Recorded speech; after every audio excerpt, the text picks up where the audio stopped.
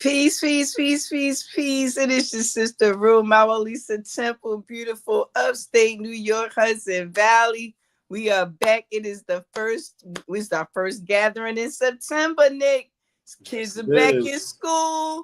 Man, look, it's some reading time might pop in there. We might free up a little time for reading. But this is Nick and Roo in the UnRead Book Review. It is Saturday, and we are so happy to be here with another episode. Happens to be a surprise me week. So that means Nick has no idea what I'm bringing. He has no idea. I have no idea what he's bringing. We are all going to be surprised today. So I am so excited to be back a new week. You know, it just seemed like the summer ran away. So I don't even, I usually try to keep a count of how many books I read in the summer. And I usually need a piece of paper. I can use a hand now.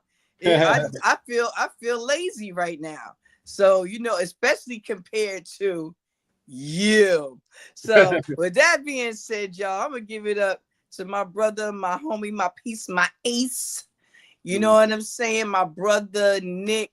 Nick, talk to us. Tell us what's going on. The children back in school, are they already unruly or did they come back civilized? Yes. Well, peace to the family. Welcome to episode 33. And yes, episode 33, and today is September 6th. So we got some number 6 action going on today. Yes. And we're talking about school, and 6 happens to be the number of education, and going back to school and going to school and, and picking up courses and things of that nature. But yes, it is back to school season. I just completed my first week back with children, and they are. It's a mixed batch. Okay. It's definitely a mixed batch. But these are children that I've been familiar with. I had them 2 years ago as sophomores, and I'm having them again as seniors this current year. So as I could see, some of the behaviors haven't changed. Some of them have matured, and some of them have changed. So it's a mixed bag. But one thing I'm definitely going to do, even with the busyness and craziness of back to school, I am definitely going to make time to read. I might have to shift around and move, shift the schedule around, but I'm definitely going to make that time to read, even if I don't read as much as I would have. If it was still the summertime, I'm still going to squeeze in a couple pages here, a couple pages there. I will get it in. So spoken like a true nerd. Thank you. Thank you very much. Right. Yeah. Yep. I will make that time. And before I send it back over to you to introduce our Surprise Me Week offerings, I will say that upon reflecting on my reading for the summer, I realized that I read a variety of books and genres, and that speaks to the why, the purpose of our reading. We read for various purposes. We read for information, we read for self-development, we read for entertainment or leisure. And I touched on a few different purposes over the summer. I definitely read for information, and I definitely read for, self-cultivation and self-development, spiritual development, mental development, and yeah. So I just wanted to point that out there. I also read for work too. I read for my career, my teaching career specifically. So, in preparation for the school year to receive the children. So just wanted to point that out before we get started. But yes, it's and it's a reflection of the offerings that I bring, the variety of purposes. Same with Roo. She reads for different purposes as well. And you can see it in the books that she brings, that we both bring, that we bring a variety of genres and subject matter that we use either to read from cover to cover, or we're reading for us a particular concept. You know, there's all various purposes for reading. And that's something that I emphasize in my classes, and that I emphasize during this first week of school, is that as an English teacher, even though we do read novels, poetry, short stories, my job isn't to prepare the students to be English majors in college, because only a small percentage of them will do that, if any of them will major in English in college.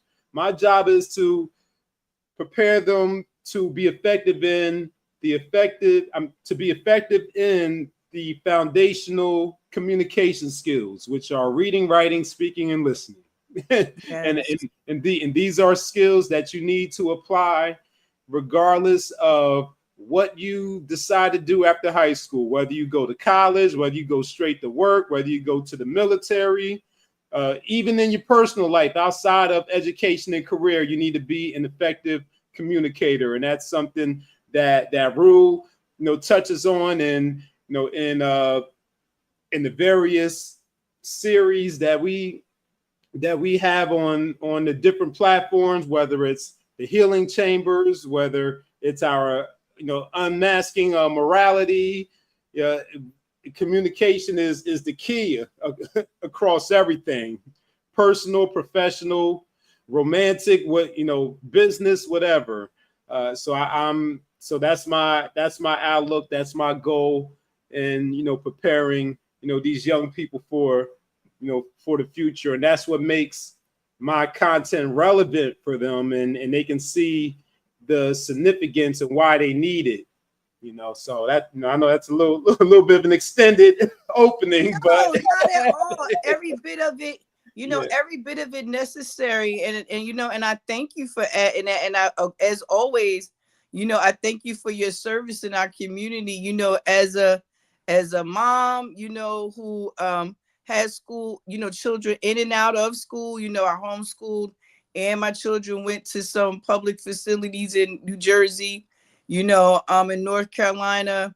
I always appreciate, especially the beginning of the year, to hear what the goals of the instructor are coming in, and that they do let the children know what they're there for and what's to be expected of them, and what they'll touch on while they're there. And I think it's significant because also you've had these children in 10th grade, and now you have them in 12th grade, and they're about to go out into the world. So those last touches, those last things that you give them before they walk out the door are very important, because like you said, regardless of where they're going after they walk out of that door, they're going to need these things that we talk about, we share, and the reason why we share them. And we do offer a wide variety of books, and many of them are instructional and about self-development in either the personal or professional space. So these things that we do because we love, but we also do it because we understand the importance of it in the real world. So every word of what you said was welcomed, and thank you. And just thinking about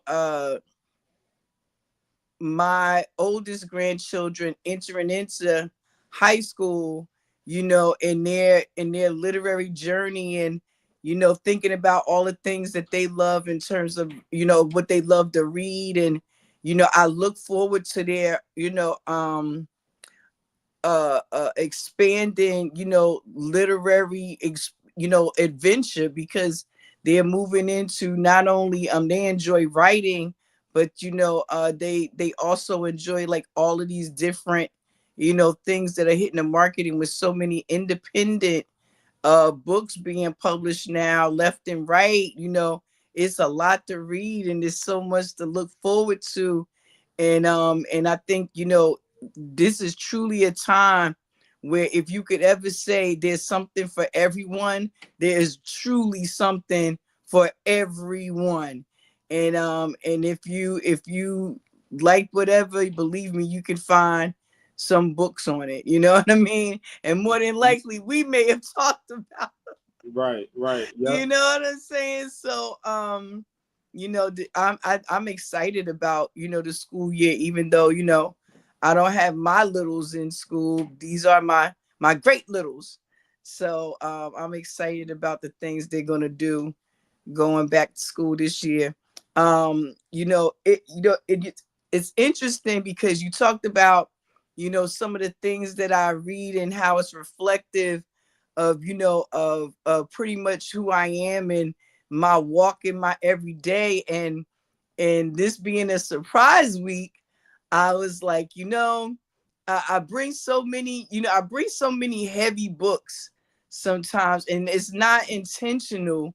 A lot of times it's just the stuff that happens to be, right at hand, either what I'm reading or what I'm working on, or, a project that I want to do or something like that, which is how I end up with a lot of my books. But every once in a while, for those who truly know me, they know I love a good adventure book. I love a good whodunit. A lot of young adult books, you know what I'm saying, that are written, things like Maze Runner and Divergent, all these different things like that. I love these kind of books. And so thinking about the season we're in, because that was one of the things you mentioned our last gathering, our last episode, was you didn't know where I was going to come from, whether I was going to come from that Leo or that Virgo, or what was I going to do? Well, I managed to find a way to capture a little bit of both. And I'm excited about bringing that offering this week. But I would be remiss if I didn't at least offer the floor to you first, just to see if you wanted to go ahead and throw your surprise me out there, because I'm waiting. No, go on ahead. You already started warming it up. You already set the stage for it, so you might as well keep on going. Well, I had a fantasy. Well, I've had a couple of fantasy jobs. I'm pretty fortunate in that way. My nana always said, if you do what you love, you never working. So I've had some long periods of never working, because I get to do a lot of what I love. And one of those jobs was working a bookstore. And I was a bookseller, and I was a manager in the cafe department. So I had coffee, I had books, I had fresh cookies. You couldn't tell me nothing. You know what I'm saying? I don't care that they was paying me peanuts and pennies on a dollar. I had access to every book, every magazine, new coffees, and fresh baked cookies and pretzels. I was in my own little world. And and in that, we had an inventory that would come in, once a week, and we would get these listing of all the books that were coming out and things like that. And I found that there were a lot of young adult books that were coming out, that even though they were young adult, they were very interesting, very compelling. They spoke to your imagination. We think things like Twilight, all these things like that. Now, again, all these books are not for everyone, because somebody be like, don't man want to read about no romantic vampires. And you never know, you know what I'm saying? You can't judge a book by its cover. And so, and thinking about Virgo season, much like Aquarians, they are very analytical. They spend a lot of their time thinking, deep things, about, life and finances. And, they're very hard workers, and, but they love mysteries. You know what I mean? They love mysteries. They love that good whodunit. They love good investigational type things. They love historical fiction, things like that. And they love romanticism. You know what I mean? A lot of people don't know that about Virgos. They're crazy romantic on the low. You know what I mean? So, you got to think about that opposite polarity, Pisces. So, they can go there, so in choosing this book, I said, what is something that one of my Virgos would love to read, but nobody would ever think that they would read it? and I came up with this baby right here. Okay, let me blow it up. Let me blow it up so I can see Yes. it. Stalking Jack the Ripper. Ooh, that's a Stalking provocative Jack title. the Ripper by Kerri Maniscalco.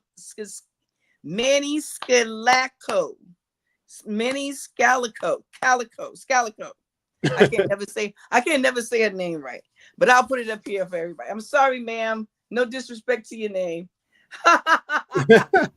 um, but this book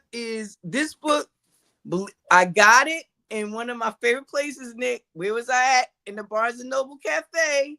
And Yeah, there you go. I was in the Barnes and Noble Cafe, and they had a author kind of, special thing going on. If you buy this author, you get a free cookie. You buy this author, you get a, large upgrade on your coffee, whatever. And this was one of the ones they had at the desk. So it's a historical fiction, obviously dealing with Jack the Ripper.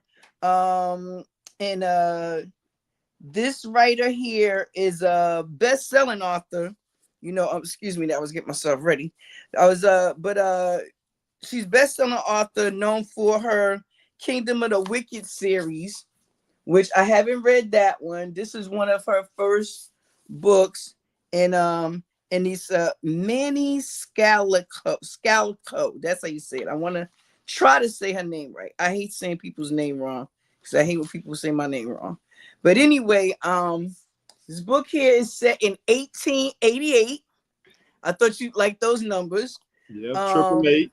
And it was if you're not familiar with some of that historical stuff that was going on back then, young women weren't really looked at in a serious manner in terms of certain, workspaces, schools, things like that. So there was a young lady, our main character here, Audrey Rose, and she is fascinated with death. And so I was thinking, I said, think Dexter as a young girl in 1888. I'm saying? Think Dexter as a young girl, 1888. So she would, no big spoilers. She basically loved death. Her mother had recently died. It's her and her brother and her dad. And she has an uncle who they are never really clear whether he does the, whether he's just a mortician or, more like a all-around autopsy man, because again, we're still talking about 1888. So, they had no real defined roles. You could be the priest and the milkman, so he dealt with the dead bodies. And she was fascinated with this. And after her mother's death, she kind of started spending more time sneaking and being with the uncle and learning about, dissecting bodies and things like that. And she really enjoyed it. And, back then, like I said, the women weren't really encouraged to go to school. So she decided that if she was going to be able to get an education, she wanted to go to the Harrow School for Boys, and she had to dress up like a little boy and go to school every day. Now, how they did not know that she was a little boy, I'm not really sure. I've always kind of questioned that. I know, we, I'm an Annie fan, so I remember the Hard Knock Life little kids, and I know you can pretty much dress up like anything you want. But it was interesting that she went to school and was able to get an education there. And again, she's a young girl. She's a teenager, and of course there's a young love interest in the class who ends up working for the uncle, and they begin to investigate crimes. So again, think Dexter, Nancy Drew, uh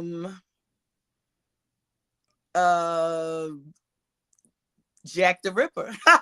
And so she becomes fascinated with Jack the Ripper, and she even touted herself as, I was the girl who loved stalking the Ripper, because she became obsessed basically with finding out who he was based upon the clues from the leftover bodies that her uncle would dissect. And so she just goes out on a, like I said, a real journey. And it's a quick read.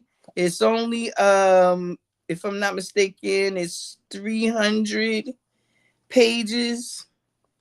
And and it even kind of ends with, the author's note kind of telling us the creative liberties taken. And I wanted to mention that because recently, and this is relevant to the story again without giving any spoilers. Recently I had seen two new versions of movies that I'd seen before. And when you've seen or heard a movie or a story a certain way, when you're watching something that's supposed to be it, you tend to look for the things that you looked for in the original. And they were so different that it was like, oh, I didn't consider that take, on that. And that's one of the things that this book did for me, was it was like, oh, I didn't think about if this killer was connected to this particular story or killer. And I like the way that even though it gets a little sappy, simple, I did like the way that it tied in Mary Shelley's Frankenstein as well, because it made you start to think about, who was Jack the Ripper? Why was he doing the things that he did? And were some of these killings to what was his motive? And they have some letters in here from Jack the Ripper, and these supposed handwritten letters that begin to help them dissect the case. And so they even they do a lot of Sherlock Holmes stuff, obviously, and they talk about the cemetery station and the bodies that were missing. And that's where they kind of tied the Frankenstein aspect into it. But again, it's a quick read, short chapters. I'm looking right now, each chapter is maybe like, I don't know, 3-5 pages. A lot of older pictures to try to keep you in that memory that you are reading a book that is from a particular period. Again, 1888, September 1888 to be specific, on this page that I'm talking about here. They again obviously go through a number of suspects, and I love this picture here. Hold on. Let me put that up on the solo screen. Gotta love that, Goodness. Gotta love that. Give my man some ointment.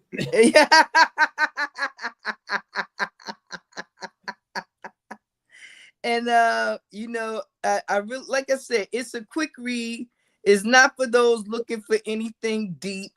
But it's, like I said, it's a different take on a story from somebody else's perspective of looking into why, Jack the Ripper did the things he did, his patterns, and what his possible motive could have been from a young girl's fantasy mind and, romantic type mind. And again, like I said, it follows her through her obsession of figuring out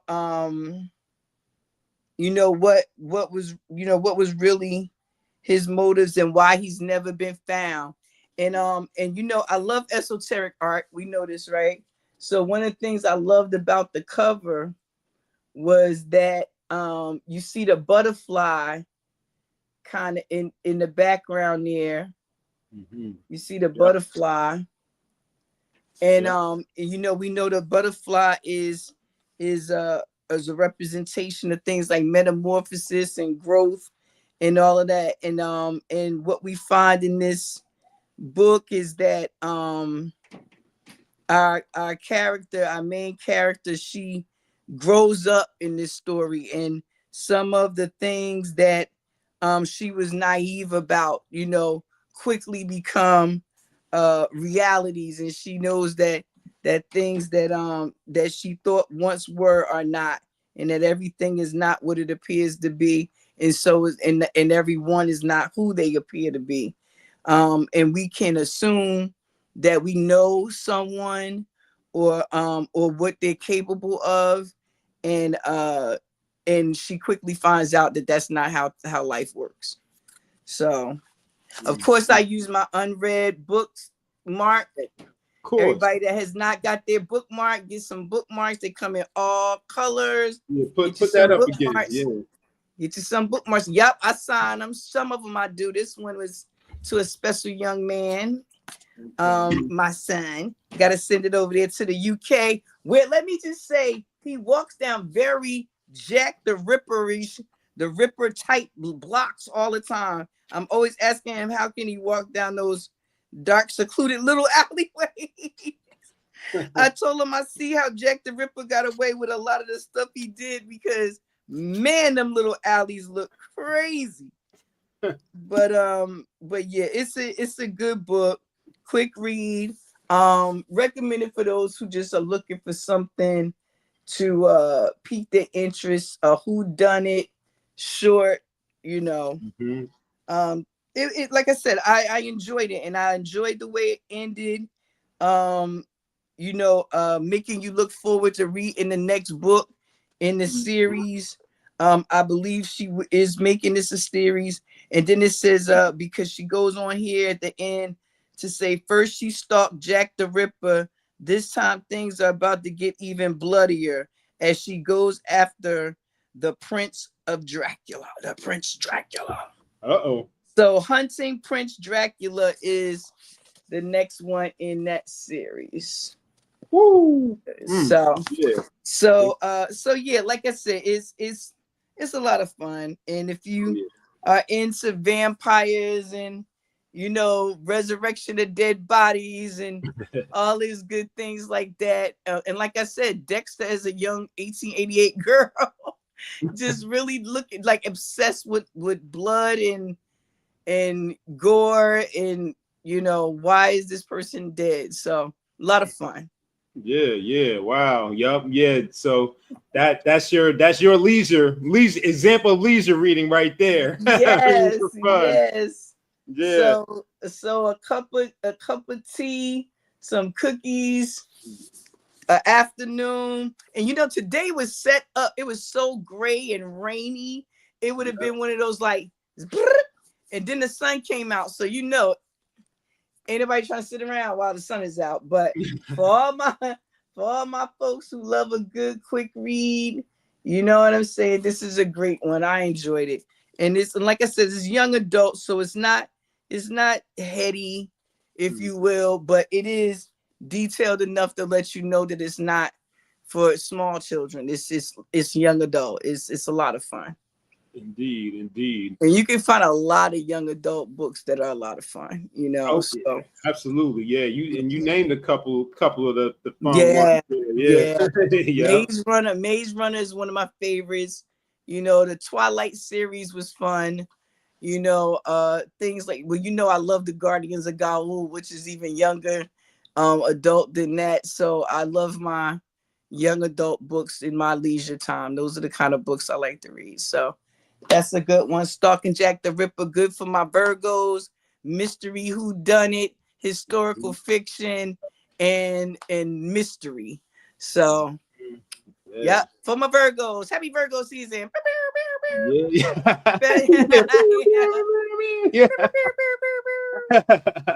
Yes, I love it. And shout out to Shawan West in the chat. Hey. Yep, Shawan's hanging out with us on UnRead.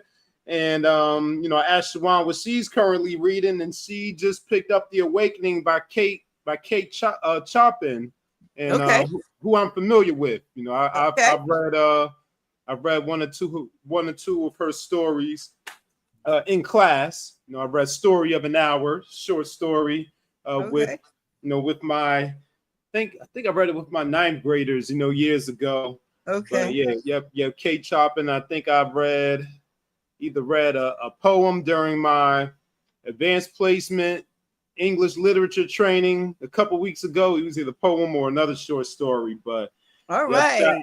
Shout out to Shawan, one of my. Thank you, Shawan. One of my astronumerologist family members. Thank you for being here. I appreciate you.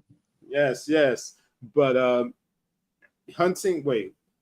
I put it back on the screen. Stalking Jack the Ripper. Stalking. I'm about to say hunting. Yeah, stalking Jack the Ripper. And next is hunting Prince, the Prince of Blood, Vlad. Man, we got Prince Dracula. We got stalking, hunting. What else we gonna have? You know what? I don't know. We gotta watch out for where she goes. But I think I really, you look at these things like this, and I think about my childhood and how we were taught to romanticize in some of these places, in terms of, this big grandiose, everything was lovely, but then there was this whole other side of things that was going on. You hear about things like Jekyll and Hyde and Frankenstein and Jack the Ripper, and a lot of people don't even know about Jack the Ripper's son, but that's a whole nother story.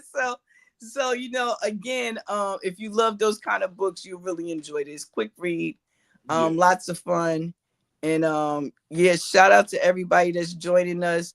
If you like quick reads, you'll enjoy that one. Yes, and it's we get two genres in there. You get a taste of fiction, and you get a taste of history. Yes. So it's a great way. It's a great way to engage someone or hook someone into studying more about that historical character in those historical events, through the fictional stories, because sometimes history can be a little dry, obviously not Jack the Ripper,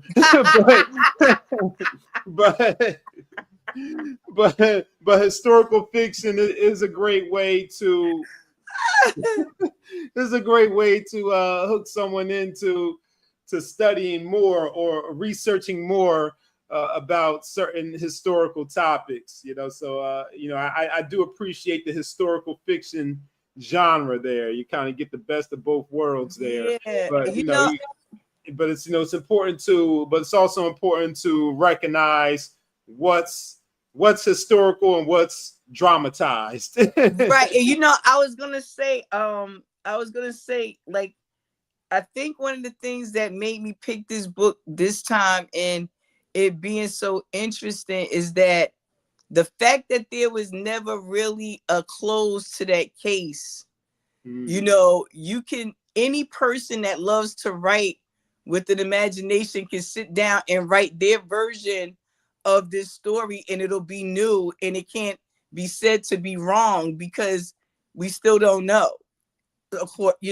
supposedly who Jack the Ripper was, why he did what he did.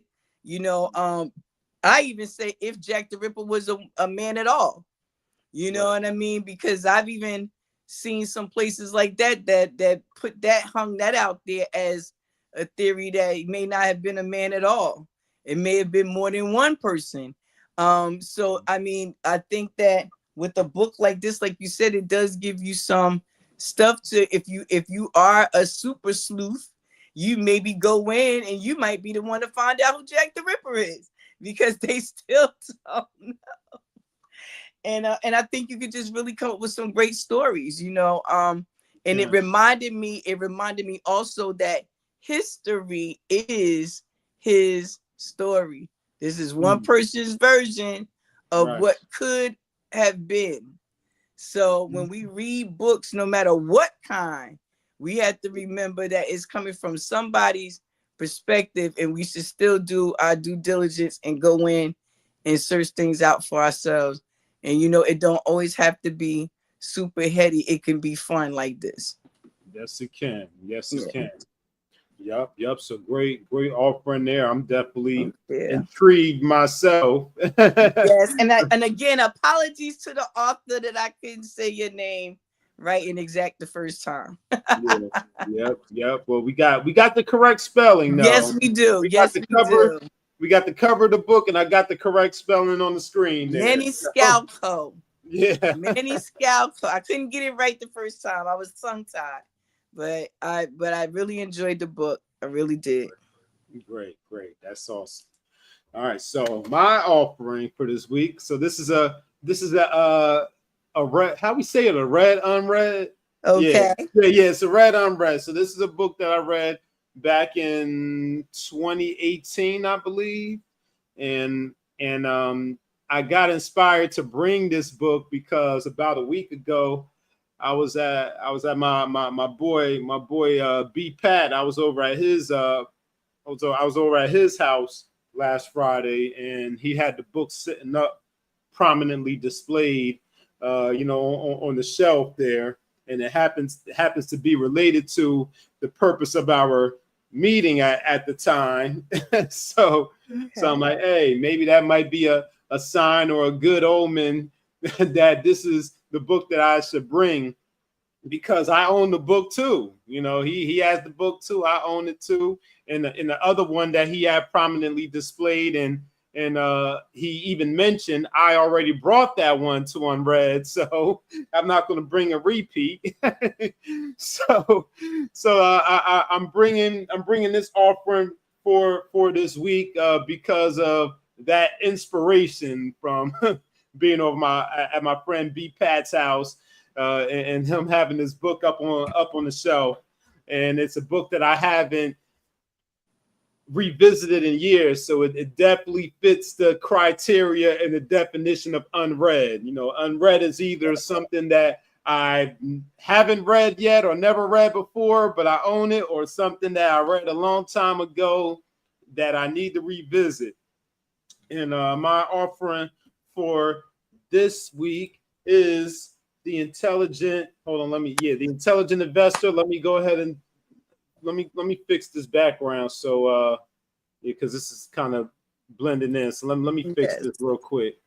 Let me take this off, and I'll just let me see. Let me let me blur the background. Let me do that. All right. Yep. The Intelligent Investor by it's still blending in. Right, let me take the blur off. Let me take the blur off. We need to see. Yeah, you need to see. Let me take the blur off. I was just trying to, make sure the folks didn't get distracted by my background there. I know, There's a lot going on back there, but hey, there we go. The Intelligent Investor by Benjamin Graham. Very nice. Yes, The Intelligent Investor by Benjamin Graham. So seeing the title Investor, so it is a finance book or an investing book. And it's related, like I said, it's related to the meeting that I had last Friday, or last Thursday, actually. No, it was last Friday. Yeah, last Friday. We were talking about some investing and some finance things. But yes, this is a very thick book, by the way. It's almost 600 pages. And I would say that upon first read of it, when I first got it, I read it from cover to cover, but it's not necessarily a book that you would need to read cover to cover. So let me go ahead and give you the description of this book. And by the way, I have an unread bookmark too, but it's not in this book because I'm using my bookmark for another book. So I do have my unread in a different color. So I got this color right here. You know, so yep, I got mine too. Just had to point that out. Yes. So that you know, so back from our commercial break. get your unread book review bookmark from the Etsy shop. Yes, yes, yes. But the Intelligent Investor, the definitive book on value investing by Benjamin Graham, updated with new commentary by Jason Zweig, and the preface and the appendix is by Warren E. Buffett. And oh wow! Yes, and it's a part of the Collins Business Essentials. Ooh. And more than 1 million hardcovers sold. The classic text annotated to update Graham's timeless wisdom for today's market condition. And when we say today, we don't mean today as in 2025. We're talking today as in well, let me see, 2006. This Collins Business Essentials edition is 2006, but it was first published in 1973. That's when the first edition came out. Yep, 1973. Yep. And then there was the edition with the commentary from Jason Zweig. That first edition of that version was published in 2003, and then this Collins Business Essentials edition that I have here, it was published in 2006. Wow! So we're still talking a good time ago. Indeed, and I'm sure some of these concepts are still relevant in 2025. Absolutely. And some may not be. Yeah. I have to go into the contents to see what's in here, you know, since it's been so long. But the greatest investment advisor of the 20th century, Benjamin Graham, taught and inspired people worldwide. Graham's philosophy of value investing, which shields investors from substantial error and teaches them to develop long-term strategies, has made the Intelligent Investor the stock market Bible since its original publication in 1949. So 1949. I was looking at the copyright date. The copyright date says 1973, but according to the description here, it was original publication year was in 1949. Wow. So over the years, market developments have proven the wisdom of Graham's strategies while preserving the integrity of Graham's original text. This revised edition includes updated commentary by noted financial journalist Jason Zweig, whose perspective incorporates the realities of today's markets, draws parallels between Graham's examples and today's financial headlines, and gives readers a more thorough understanding of how to apply Graham's principles. Vital and indispensable, this Collins Business Essentials edition of The Intelligent Investor is the most important book you will ever read on how to reach your financial goals. Mm-hmm. And Benjamin Graham, he was born in 1894 and passed on in 1976. He's known as the father of value investing, and he's been an inspiration for many of today's most successful business people. He's also the author of Security Analysis and the Interpretation of Financial Statements. Right. And Jason Zweig is a senior writer at Money Magazine, a guest columnist at Time, and a trustee of the Museum of American Financial History. Formerly a senior editor at Forbes, he has written about investing since 1987.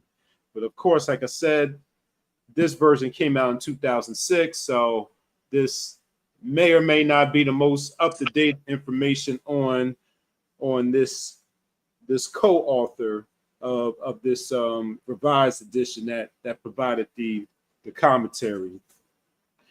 So this book has 20 chapters in it, It has 20 chapters, including commentary on each of the chapters, postscript, commentary on the postscript, some appendixes, some endnotes, and some acknowledgments from Jason Zweig in the index.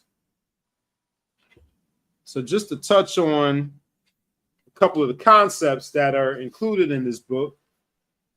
I won't go through all the chapters. It's a lot of chapters, but he gives some history of the stock market.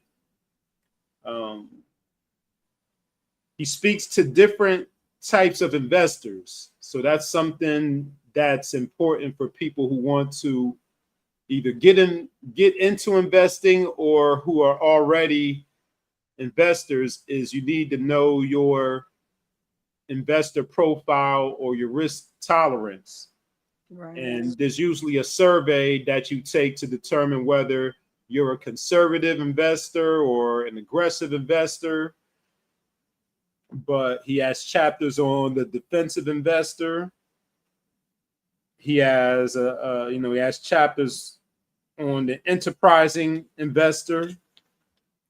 He provides guidelines on how to maneuver market fluctuations when the price of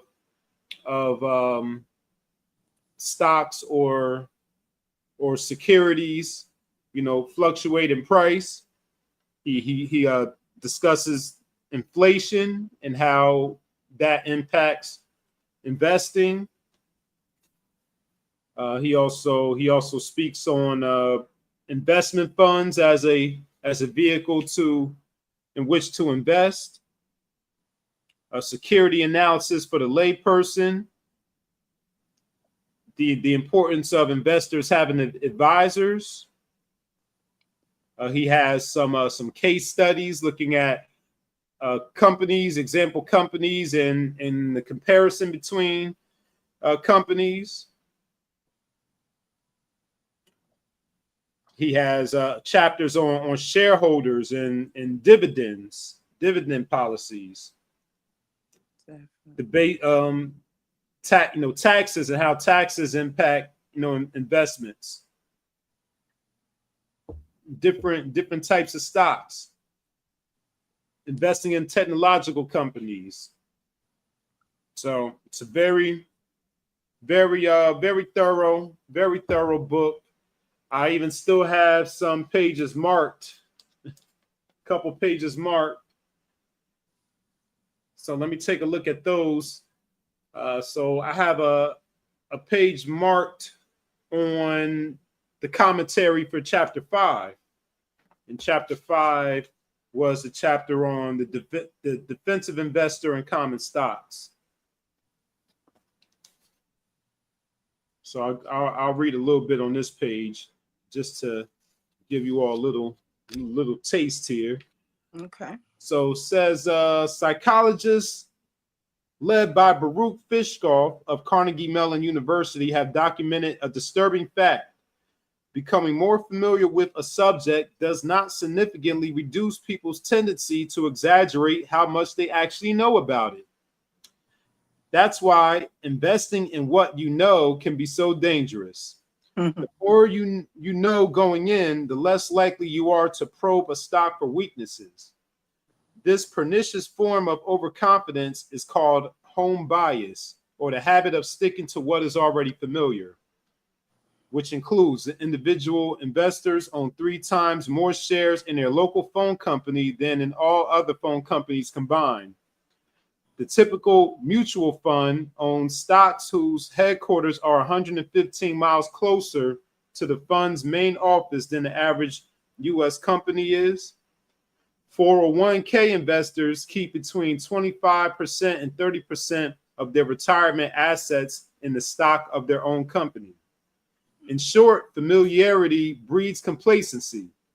On the TV news, isn't it always the neighbor or the best friend or the parent of the criminal who says in a shocked voice, "He was such a nice guy"? That's because whenever we are too close to someone or something, we take our beliefs for granted instead of questioning them as we do when we confront something more remote. Mm. The more familiar a stock is, the more likely it is to turn a defensive investor into a lazy one who thinks there's no need to do any homework. Don't let that happen to you. Well, and that's interesting because I read another investing book. It was I think it was called One Up on Wall Street by Peter Lynch. And in that book, he really advocates or really encourages investors to invest in companies and products that they actually use and are familiar with. So that's an interesting dichotomy there between what Mr. Jason says in this commentary on investing and what you're familiar with versus doing your due diligence and looking into everything. But of course, there are points to each side of that argument. You invest in what you know because you're familiar with the product, you're familiar with the service, you're familiar with the quality. But just because you like a product doesn't necessarily mean that the company is a good investment. Yeah. So you got to check those financials, those as profit and loss, the revenues and the debts and the liabilities and the assets and all those fancy financial terms.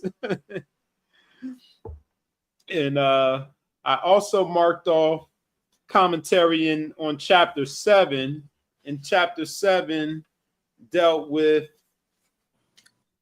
portfolio policy for the enterprising investor, the positive side. And this subheading for the commentary on chapter 7 is called the bargain bin. So you might think that in our endlessly networked world, it would be a cinch to build and buy a list of stocks that meet Graham's criteria for bargains, which is denoted on page 169. So he has a criteria. So let's take a look at the criteria before I see why I marked this page off as a significant page, because I only have 3 pages marked off in here. Of course, I have other annotations and highlights going on. And of course, I took this book. This book was one of those mobile books that, if I was traveling somewhere, I had it with me and I picked it up when I had some downtime. But I thought they would be listed as some bullets, but they're not. So I'm going to go ahead and keep moving forward. So although the internet is a help, you'll still have to do much of the work by hand. Grab a copy of today's Wall Street Journal, turn to the money and investing section, and take a look at the New York Stock Exchange and NASDAQ scorecards to find a day's list of stocks that have hit new lows for the past year. A quick and easy way to search for companies that might pass Graham's net working capital test. To see whether a stock is selling for less than the value of net working capital, what Graham followers call net nets, download or request the most recent quarterly or annual report from the company's website or from the Edgar database at www.sec.gov. From the company's current assets, subtract its total liabilities, including any preferred stock and long-term debt, or consult your local public library's copy of the Value Line Investment Survey, saving yourself a costly annual subscription. Each issue carries a list of bargain basement stocks that come close to Graham's definition. Most of these stocks lately have been in bombed out areas like high tech and telecommunications. Yes. As of October 31st, 2002, for instance, Converse Technology had $2.4 billion in current assets and $1 billion in total liabilities, giving it $1.4 billion in net working capital. With fewer than 190 million shares of stock and a stock price under $8 per share, Converse had a total market capitalization of just under $1.4 billion. With the stock price at no more than the value of Converse's cash and inventories, the company's ongoing business was essentially selling for nothing. As Graham knew, you can still lose money on a stock like Converse, which is why you should buy them only if you can find a couple dozen at a time and hold them patiently. But on the very rare occasions when Mr. Market generates that many true bargains, you're all but certain to make money. So as you can see, they provide some practical tips and steps for you to do your due diligence and do your homework on researching companies and determining whether certain companies or stocks or investments are lucrative or if they're smart investments. And the last thing that I'll share is commentary on chapter 8, which is very funny, coming from Stalking Jack the Ripper. And you mentioned the likes of those types of books. You mentioned the Frankenstein. You mentioned the Jekyll and Hyde. Well, the commentary on chapter 8 is called Dr. Jekyll and Mr. Market. We always find a way to tie it together. So the commentary on chapter 8 begins with a quote from Marcus Aurelius that says, "The happiness of those who want to be popular depends on others. The happiness of those who seek pleasure fluctuates with moods outside their control, but the happiness of the wise grows out of their own free acts." Yes. Dr. Jekyll and Mr. Market. Most of the time, the market is mostly accurate in pricing most stocks. Millions of buyers and sellers haggling over price do a remarkably good job of valuing companies on average, but sometimes the price is not right. Occasionally, it is very wrong indeed, and at such times, you need to understand Graham's image of Mr. Market, probably the most brilliant metaphor ever created for explaining how stocks become mispriced. The manic depressive Mr. Market does not always price stocks the way an appraiser or a private buyer would value a business. Instead, when stocks are going up, he happily pays more than their objective value. And when they are going down, he is desperate to dump them for less than their true worth. Is Mr. Market still around? Is he still bipolar? You bet he is.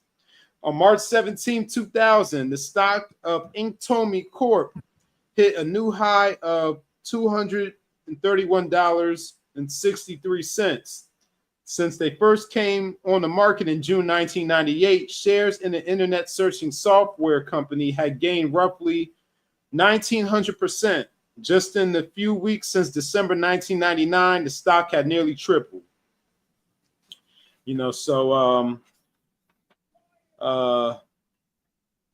I had a sticky note on that page, but on the next page, I highlighted a paragraph, and it says the intelligent investor shouldn't ignore Mr. Market entirely. Instead, you should do business with him, but only to the extent that it serves your interests.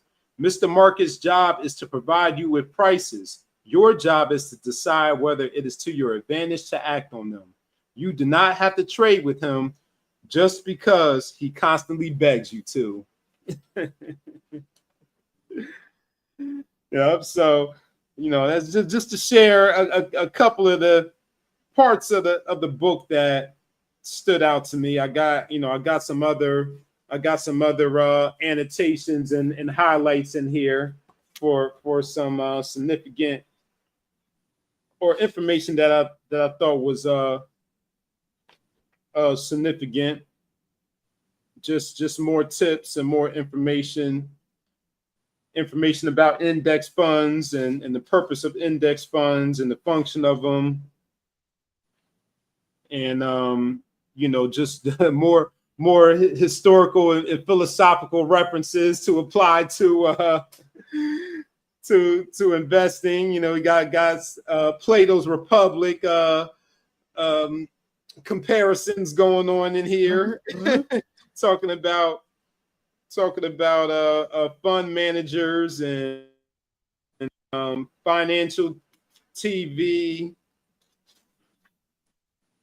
again, mutual stocks, when to know when to let go of a fund.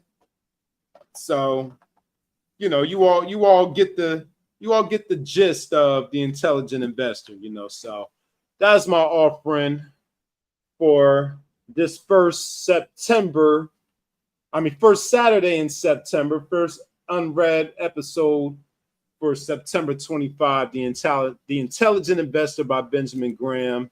Yes. And Shawan says, wow. Yeah. Yeah. Shawan, you over there? I guess Shawan's saying the same thing I am. Like, whoa, you know, if that was 2006, we got some catching up to do. I was gonna say, first of all, great offering, very Virgo, very Oh, yeah. Virgo, very Oh, Virgo. indeed. Oh my gosh. You know, I was gonna say with all of that, which, you know, obviously this has had a lot of updates. Is there a workbook component to this? Because, you know, I'm always for the workbook. I'm sorry, something has gotten in my eye and is causing me all kinds of drama over here. But yeah, I was wondering, is there like a workbook aspect to that at all? Not to this edition, but you know, we could do a quick search to see if it's been updated since 2006. Yeah, I was just, you know, the only reason I was wondering, because it seems to give some great commentary and some great, you know, information in terms of, you know, what it is you're dealing with. But I was wondering if they had that aspect of it that shows you how it was applicable in your life right in this moment. Like, what steps would I take? You know, are these steps, you know, blah blah blah. You know, sometimes those workbooks are what really keep us engaged and keep us further, you know, further looking into, you know, ways to imply and, you know, implement it in our everyday lives. A lot of us weren't raised with a lot of that financial knowledge, you know, of how to, you know, navigate in that world. You know, I happen to be fortunate. I had a mom who was an accountant, but that still didn't mean I got all the lessons that I could have, you know what I'm saying, before her ascension, because I'm sure that she would have given me, you know, some more things. But I do know about those investments in terms of, you know, looking at things that, you know, that are familiar versus things that, you know, quickly rise and drop, that are fads and things like that. So it's definitely not for the weak. And those different types of investors are very real, because you, even when you go to some of these places, they be like, well, are you an aggressive, you know, investor? Are you a passive investor or whatever? So yeah, it's great information, man. Great information. Okay, so I did a quick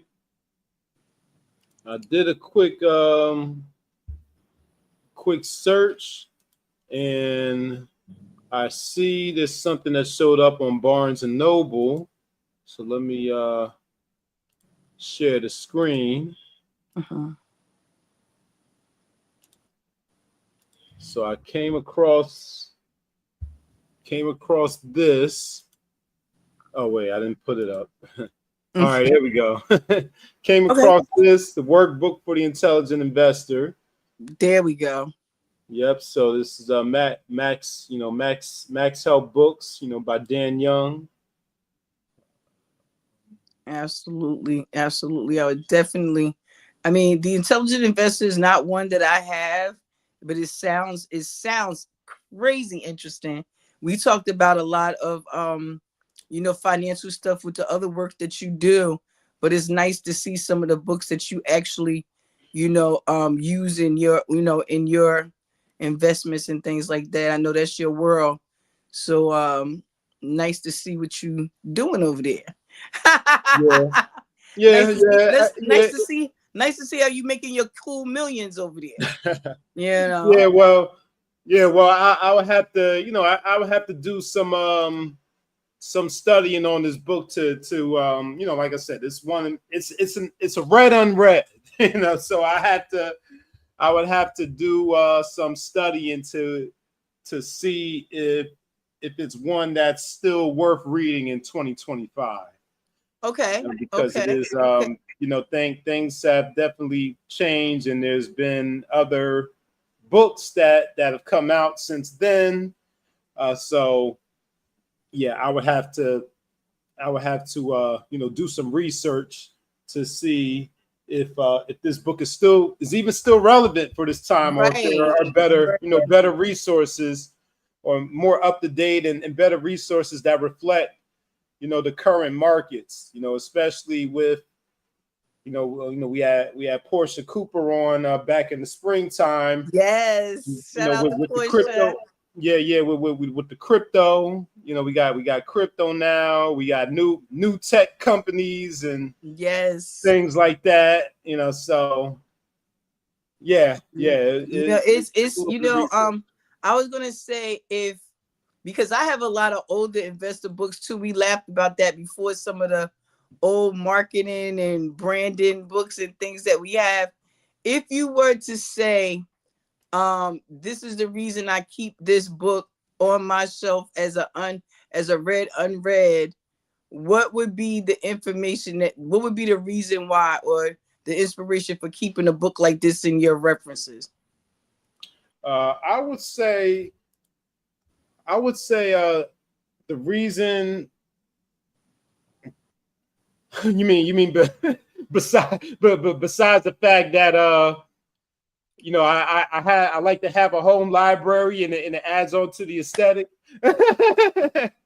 Well, we weren't going to say that part, but but if there was a piece of information that keeps it relevant on your shelf, what would it be? I got you. Well, looking at and I'll be honest with you, this show was the first time I opened this book back up and revisited it since I read it back in 2018. Okay. So based on the little bit of information that I looked at, in these past few minutes, I would say the information about the index funds and the mutual funds, because those are still kicking these days. I'm still involved in some of those vehicles. So probably those mutual funds, index funds, the information on those. I haven't invested in individual stocks in quite some time, but I figure that information might also be relevant as well. In investing in individual companies and stocks, especially because the criteria that you look at to evaluate companies and individual stocks, much of that hasn't changed. So those would be some pieces of information that would probably remain relevant for me to keep the book on the shelf. Right. And I definitely can appreciate that. I'm not a big risk taker in terms of, I'm not, there's some gamblers in my family. I'm not one of them. Like, I like it, but not enough to put my money in. Like if we playing Uno for cookies, or like pity pat for cookies or pennies, I'm down with you. But you start talking serious money, I'll be looking at you funny. But I will say this, is that I do know, just from my children and my family members, that do a lot of work in that investment space, and things like that, group investments and stuff like that. It is important to really have someone or someones that do the deep research, because like you said, who run these companies, the up and down, how much has been lost in a year versus how much has been gained versus how much has been put in, and all of that stuff really does matter, because I've seen dividend returns as small as 1 cent. 1 cent. They'll send you this 4-page document telling you that you earned 1 cent, and that was reinvested for you.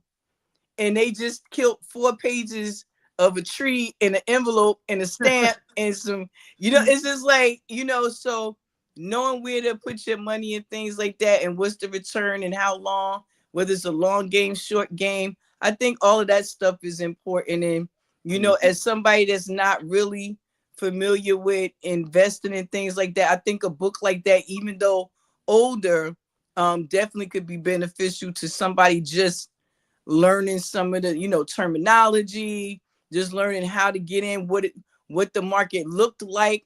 I think that could also be used as a tool, as, you know, one of those back to the future kind of tools. Like, this is what we thought back in 2000 versus what actually happened in 2002, you know, something like that, you know. It just great ways to use that book. So thank you for bringing that. And like I said, very Virgo, you know, Yeah, that's very very, true. you know, listen, you know, I'm all for the stability. You know Yeah, that. right. Yeah, I yeah, am I all know. for the stability. Oh my goodness. You ever want to be on my favorite team? We talk about the stability team. That's the team Yep. I like. Yeah. Financial security. You like, you know, I think for many of us who grew up like I did, you know, financial security is a real concern, especially as we get older. Mm-hmm. You know, a lot of us weren't taught about investing when we were in our, you know, teens and 20s and 30s, when we was making the kind of money that, you know, could have been put towards, you know, something that probably would have yielded us, you know, greater results and outcomes than the ones that we had, you know. So yeah, Yeah. thanks for offering stuff like that and reminding us that we do need books like that as well in our on our bookshelves. You Mm. know, we need books like that on our bookshelves. Yep. You Yep. know, Yeah. Yep. You know, I'm not reading this one right now, but I am reading another investment book right now. So I mean, you know, we so can't I'm see more. that one. I'm Yeah, I sorry. know. Yeah, I know. I got the background here, Yeah. but this is another investing book that I that I'm reading. But yeah, yep. I got a couple. I got a couple of them, and I'm looking to expand that section of my home library, because I Yeah. have a list of investment books that I'll be getting over the next several months. But I'll be remiss if I didn't give a shout out and a thank you to my homegirl Chanel for gifting me the Intelligent Investor. I forgot that Okay. she had this shipped to me, I think for my birthday, All back in, right. yeah, I think back in 2017 maybe. Yeah. So yeah, shout What out a to nice Chanel. gift. Yeah. What a Yeah. nice gift. You gotta love people that know to love you enough to give you books. Yes. Yeah. Shout out Yeah. to the sister. Shout out. Mm-hmm. I'll say that if there was an area in my library that needed some boosting up, it would definitely be that area.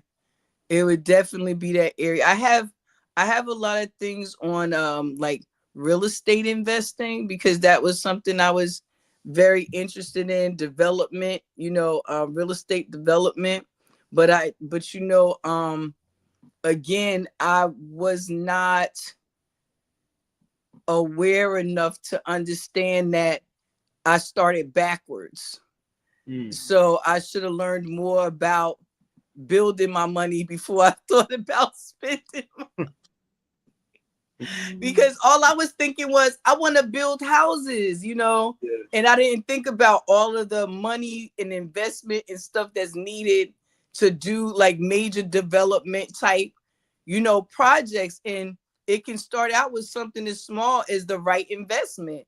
So, I really feel like that's one of the places where if I had to say something I wish I would have learned earlier, it definitely would have been more about financial security, building, not only enough to do what you want to do now, but moving forward in investments. So I love that remind us that these are the type of books we need on our shelves as well. And for those who don't know, Nick does a show on wealth and things. Nick, tell us a little bit about that, and just in case people want to come and check out that aspect of what you offer as well.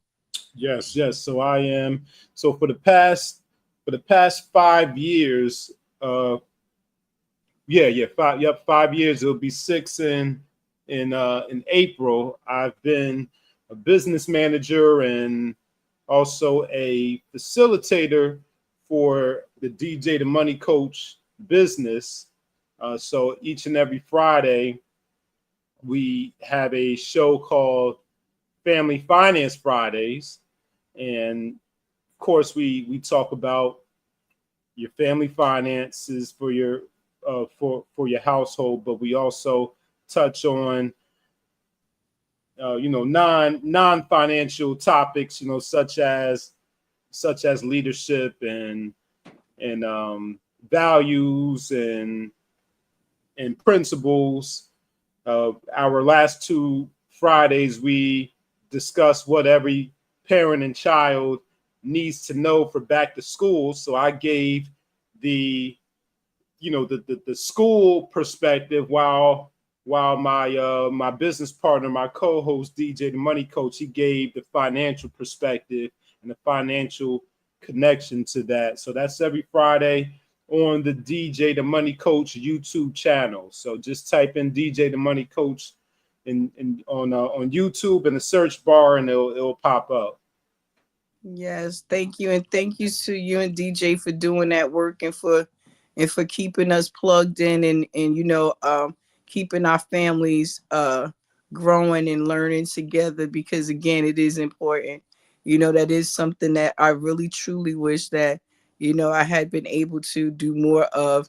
But I'm very fortunate in the fact that my children were very enterprising, and I did raise them with the very entrepreneurial spirit as my mother did with us. And so they went out and they sought different ways to be involved in the financial market, things like forex and direct investing and futures and all these different things, like this words that they were teaching me. Like my granddaughter is like amazing. She knows stuff about stocks and things that'll blow your mind, and investing in things that'll blow your mind. So that is definitely, like I said, a great reminder, Nick, to keep these kind of books in our library, not just for showing, but for growing. That's But right. but listen, me, I love a good well-stocked library. You just Yes, put them I on the do. shelf. You Yep. know what I'm saying? Put them on the shelf, stack them up high all around. That's Mm-hmm. a good look. That's a good look. That's a good look. Indeed. Well, I love the book that you brought, and I really enjoyed the light reading that I was able to bring. Mm-hmm. Again, Stalking Jack the Ripper, historical fiction, young girl, Audrey Rose in love with murder mystery and Jack the Ripper, obsessed with finding out who he is, and your book, Nick, keeping us on point and growing financially so we can sit around Right. and read books like Right. that. Exactly. Exactly. Yeah. Give us that freedom, Give us the that freedom. time. Yeah, the freedom of time. Absolutely. You gotta love that. You gotta love that. So Yes. Nick, Yes. what we got coming up? When we coming together again? We coming Well, together again in 2 weeks, and we're gonna actually tell each other what we're gonna bring. So yes. I'm Yeah. feeling Yep. like, Yeah. oh my goodness, we back on that page. Yep. That's on the 20th. That is on September 20th. So we only two shows this month. So that'll be our last September show. Oh, and Yeah. what time of the season is that? September the 20th. What we got going around that time? We shifting from summer to what? Oh yeah, to the Oh, fall. Yep, that's right. yes, we are shifting seasons. It Yes, is yes. it is time. You know Mm-hmm. what I mean? So I'm excited to see what you're gonna bring for the next season, for the fall season. I'm sure it'll be something fantastic and amazing. And if you guys, again, thank you so much for spending your Saturday day with us. And if you have any books that you are writing and that you authored that you'd like to see on Unread, please do not hesitate to get them to us. We'd love to feature you. We love to talk with you, share with you your inspiration, your visions, you know what I'm saying? All these things for your work, sharing with our audience and hey, get you out there, because writing is one of those things that, like Nick said, fundamental part of life. You know, reading, writing, listening, understanding, communicate, and then, you know, writing is a form of communication. So we Absolutely. love promoting that here. We want to get your message out to the people. You know, you spent your time writing it. Let's get it out there to the people. So Yep. don't hesitate to hit us up, either one of us, and we'd be glad to get you on the show. Nick, do you have any things coming up that you want to kind of talk about besides what we got coming on the 20th? No, nothing coming up. Nothing coming up. I know we Yeah, got an author sending us books, so we we should have do. some books soon. Yeah, There's yeah. some new authors coming on, and again, we love that. And Mhm. you know, and don't hesitate either, people, to tell us about books that you love or that you have on your shelves that are unread, that you feel are worthy of discussion, and that we should be bringing up, or that we should maybe have on our bookshelf. You know, we do actually have books we don't own. So, so I know it may seem like Nick and I own Yeah, all the books in the right. world, but there are several we do not own. So if That's you have something that's to a fact. offer, we will be glad to take a look see and look at what we got, what we add into the library. Because Nick, I'm not going to front. I added 3 books to the library a couple of weeks ago. I couldn't help it. It was a library sale going on. Well, actually, it was a free giveaway at the library, and I was like, "Oh my, clutch my pearls!" I was like, "Free books? What do you want me to do? Walk by? I can't do that." So Oh I added 3 new books to the bookshelves, and I'm excited about those. man, you're please. I didn't add it over the summer. I didn't. I mean, the book that I just mentioned that I'm reading right now, I just added that one a couple of weeks ago, and I got some. I got a few others this summer. You know, some Oh, wait a journals. minute, that sounds like more than 3. Yeah, I got a. Well, I mean, if you consider all of them books, you know, all right, because I got a few. I got a couple of journals, you know. So Mm-hmm. yeah, and I think I got two at least two books this summer in a couple of journals. So I'm right there with you. All right, all Yeah. right, all right. Well, I will say this. I got some, you know, the 3 books that I picked is going to help us get through the fall and the winter, because it's like I got one book with like 1,000 different bread recipes. So I'm just like, Bread recipes. we are Wow. going to have a good time this winter. What? I am excited. Bring on the soup and bread. I am ready for it. You know, Okay. soup, bread, unread. Oh, the bars, the bars. I hear them. The I hear them bars dropping them. definitely here and getting ready. But I'm so glad to be able to share my love of books with each and every one of you. Me and my brother Nick here, we love coming to you. You know, this is what we do. We nerd out on books all the time, and we figured we'd let you share in some of the fun. Well, Mhm. I don't know, Nick. The sun came out. I think it's telling me to go outside. I don't know what you're gonna do on your end, but let's get this last little bit of summer in. Yeah, it can. Yeah, it can. Yeah, it look like it's trying to come out over here too. Hey, we doing something right because we bringing the sunshine. We That's bringing the right. sunshine. Well, I'm your sister, MaWu Lisa Temple, beautiful upstate New York, Hudson Valley. Got the sun shining on me today. Thank you so much for joining us for Unread. Nick, take us on out of here. Thank you, Shawan. Hey, thank you. Add these books to your list, my love, and tell us how you like them. Tell us how you like them. I would Mhm. love to talk about the romance one with you. Yeah. You gotta love a good murder mystery, right? Oh yeah, yep, yes you do, yes you Yes, you do. Shoot, do. I got to give me some of those myself, some more of those myself. Actually, Absolutely. I don't think I have any of those. You No, know I stay away from the romance, Nick. I'd be like, yeah, I you know. know. Yeah, yeah. Now that I do have, I I do have. don't. I don't. Get it away. Yeah. Yeah, yeah. It's like that's like a vampire What? with a cross or some garlic You know there. I'll be playing all that romance, kissy face with me. No, no. Oh Yeah, well, Nick, take us on out of absolutely. here, man, because you know we'll sit here and clown till we done. Yeah, yes, we will. Yes, we will. But yeah, we'll we'll see we'll see y'all on the 20th, man. Next episode, episode 34 of Unread Book Review with Nick and Roo. Until then, take care. Peace. Peace.